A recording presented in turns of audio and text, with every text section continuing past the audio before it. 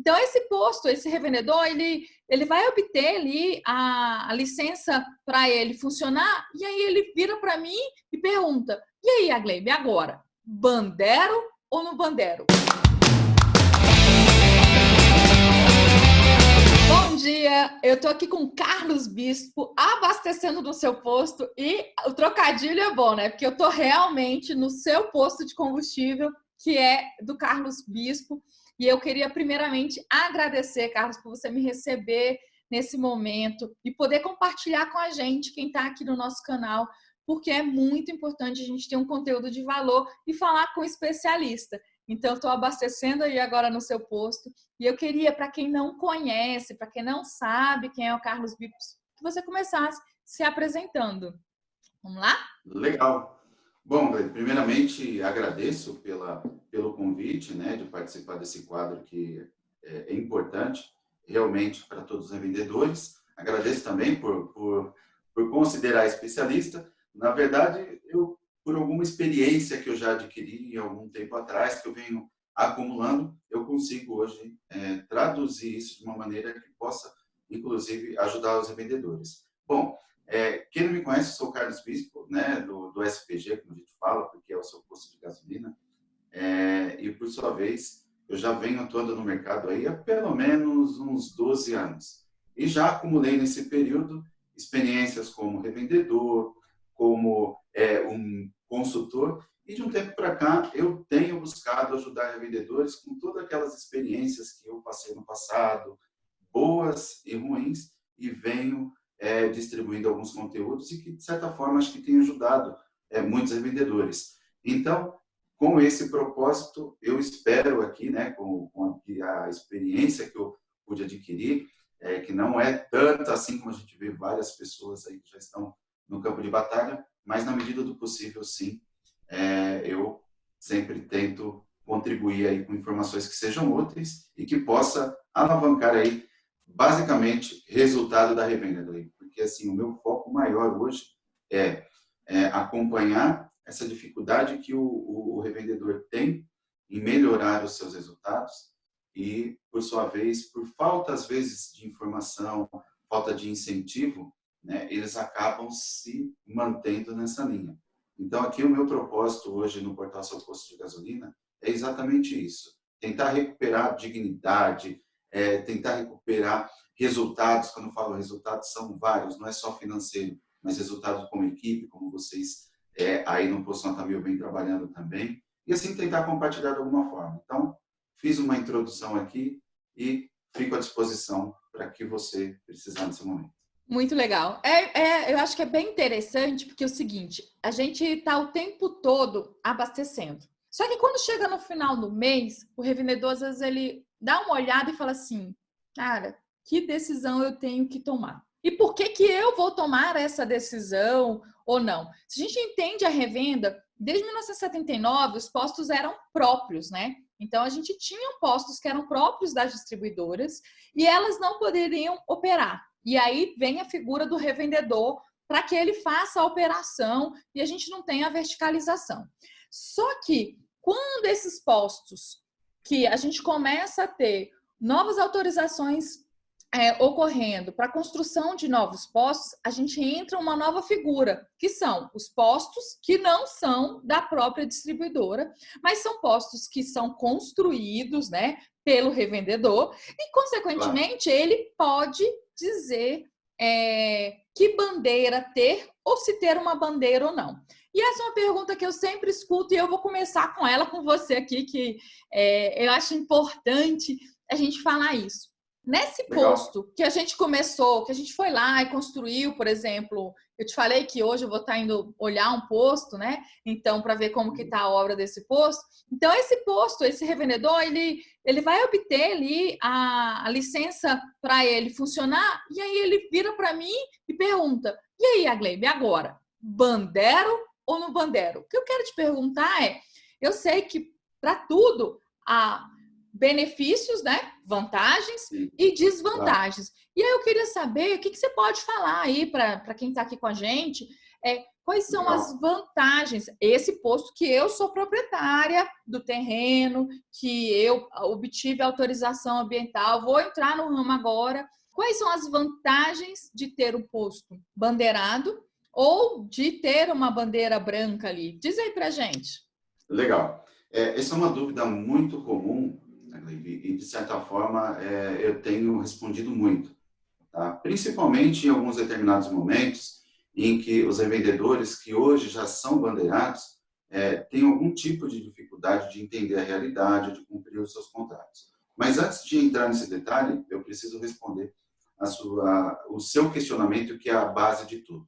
Ocorre o seguinte, né? Geralmente, a vantagem de você construir um posto é você tomar a decisão de já iniciar ele como posto bandeirado ou um posto sem bandeira, tá legal? Então, isso é uma das vantagens de você construir. Mas também, se nós fôssemos falar, existem também alguns passos que antecedem a isso, que é um estudo de mercado.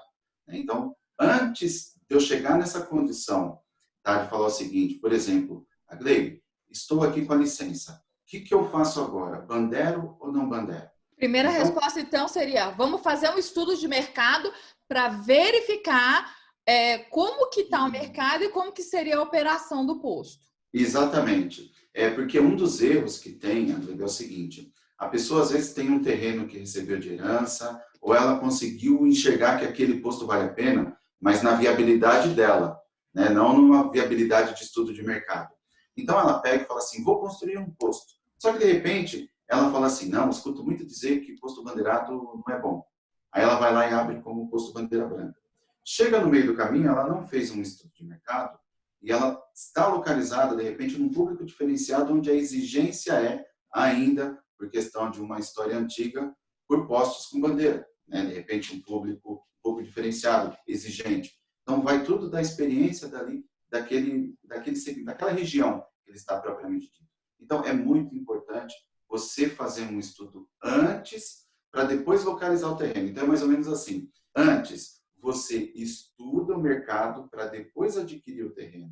Não você compra o terreno, tá bom? E aí você já tem esse estudo de mercado. O que a gente precisa entender, e é uma pergunta até que as pessoas sempre me fazem, é o seguinte: eu posso construir um posto em tal lugar? Aí a primeira resposta que eu falo para ele: veja o plano de ordenamento urbanístico e territorial para que você saiba se pode ser um posto ali ou não. Por quê? Porque senão você não vai poder construir um posto. Porque antigamente a gente tinha um terreno e a gente mudava a destinação desse terreno e ia lá e construía um posto. Então, a primeira coisa, veja se lá pode ser um posto. Só que, além disso, verifique a sua área de influência. Não sei se você sabe, Brasília, ela tem o maior número de postos por metro quadrado. Então, o que acontece? A minha área de influência, ela é muito contaminada. Então, ocorre o quê? Uma guerra. Porque é o seguinte, se eu estou com preço aqui, seja eu bandeirado ou não, e o meu concorrente está com o mesmo preço, uma coisa que eu vou fazer em uma tomada de decisão é, pelo menos, eu vou colocar o mesmo preço dele. E aí ele acompanha o preço. E aí a gente começa numa colisão. Então, se você não tem um estudo da sua área de influência, né, de qual a população, quantos veículos tem naquela região, que não adianta eu querer também colocar um posto lá no meio do nada, onde não vai passar veículos. Exatamente. A gente não tem uma população que utiliza veículos, então a gente não vai ter demanda, né, para aquela oferta que a gente vai ter ali do combustível, e talvez é por isso que ali não tem. Então, a primeira coisa que você está me falando vamos fazer um estudo de mercado. Exato. E de viabilidade para que a gente realmente tenha um negócio e não um sonho, né? Eu sempre repito isso. Exatamente. O Dominus, eu falo sempre o nome errado dele, é Domini, já me corrigiram. O Domini, o Domini, o BBB, ele quando ganhou 1 milhão dele, sabe o que ele fez? Comprou um posto. Comprou um posto. E sabe o que ele fez? Quebrou o posto. Quebrou o posto. Então, assim, essa viabilidade é importante para a operação. Então, depois que a gente fez o estudo de viabilidade, que a gente entende que ali é viável, nesse estudo de viabilidade também a gente vai também fazer uma verificação de qual é o público, qual é a classe que a gente vai estar atendendo e qual é, digamos que assim, é o fator para a marca. Porque aí você vai dizer se bandeiraria ou não. É isso, mais ou menos? Deixa eu entender. Isso. Eu vou falar assim rapidamente, porque é um assunto que tem várias condicionantes. Mas rapidamente, vamos falar a jornada do sucesso de você construir um posto. Começando por aí. Então, você, como eu disse, você não pode encaixar o mercado no seu terreno. Primeira coisa, é você encaixar o terreno no mercado. Então, isso é um ponto para você analisar. Que tipo de perfil público que tem, quantos concorrentes tem, como você falou muito bem, quantos postos bandeirados existem, quantos postos bandeira branca existem, qual que é a margem praticada aqui. Então, são várias pesquisas. E o que você falou é verdade. O brasileiro, assim como eu, quando eu comprei um posto, eu sempre tinha um sonho. O sonho do brasileiro é ter um posto de combustível. Seja no momento que ele recebe uma boa herança, que ele se aposenta e tem uma bolada lá para receber, se ele juntou a poupança o ano inteiro, se ele ganhou na loteria, inclusive, se ele ganhou o BBB, como você mencionou. O primeiro sonho da pessoa que não é do segmento, ela vai se tornar empreendedor, empresário, é posto de gasolina. Porque isso já vem na história, em que posto de gasolina dá dinheiro, e que postos de gasolina são poderosos, né? Que possuem, então tem um status muito forte. E isso muitas vezes afeta, depois até mais para frente eu vou falar, afeta mais a questão emocional na tomada das decisões. Então, a minha dica é o seguinte: não se aventure, não haja pelo emocional. Faça o estudo de viabilidade, estude o público da região para saber se você opta por ser bandeira branca ou bandeirado. Mas essa opção, Gleber, pode ficar muito assim subjetiva. Mas eu vou dar um detalhamento. Pesquise, por exemplo, que tipo de público. Tem muitos condomínios ao redor, né? Você ouve dos outros postos que você abastece que o atendimento é ruim, por exemplo, que você vê uma comunicação, uma identidade visual precária, que você vê que falta um posto bandeirado, uma loja franqueada, enfim, você tem que estudar a necessidade daquela região e aí sim, com base na viabilidade local e na viabilidade econômica mesmo, de você fazer um estudo de viabilidade, você opta em começar o seu projeto de pesquisa, de projetos, né? Fazer o projeto executivo, aprovar na prefeitura. Mas é claro, o que a Glebe falou é muito importante. Verifique antes se o plano, né, de diretriz do município ele é regionalizado. Então, verifique se aquele bairro, aquela avenida, ou onde está localizado o seu terreno propriamente dito, se é permitido ali o zoneamento para se construir um posto de combustível. Tá? Eu acho que isso, Glebe, é o primeiro passo para quem pensa em construir. Talvez você vai fazer outras perguntas, mas depois e aí, o que a gente precisa saber? Pronto, agora eu fui lá, ele tem a viabilidade, eu fiz a pesquisa de mercado, e aí eu vejo que eu posso, né, pela área de influência que eu tô ali, eu posso ter um posto bandeirado ou bandeira branca. E aí eu Perfeito. quero sim, você vai ter que me responder. Tu tá fugindo de mim, eu acho. Mas eu vou entrar nessa resposta que eu já sei que você vai perguntar. Porque o que a gente quer saber? Quais são as vantagens hoje de ter um posto bandeirado?